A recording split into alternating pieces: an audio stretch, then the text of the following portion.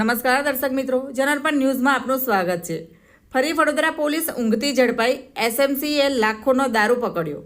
વડોદરામાં દારૂનો કારોબાર વધી રહ્યો છે। પોલીસના નાક નીચે બુટલેગરો બેફામ બની રહ્યા છે। વડોદરા શહેર પોલીસ કમિશનરના અથાગ પ્રયાસ વચ્ચે દારૂના દૂષણનો અંત નથી, જે માટે ક્યાંક ને ક્યાંક કેટલાક પોલીસની મિલીભગત પણ જવાબદાર મનાય છે। ત્યારે વડોદરાના કપુરાઈમાં એસએમસીએ સપાટો બોલાવ્યો હતો।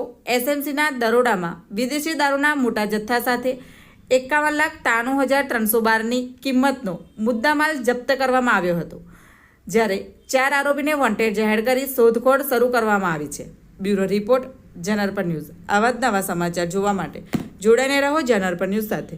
અમારી ચેનલને લાઇક કરો, શેર કરો, સબસ્ક્રાઇબ કરો। ધન્યવાદ।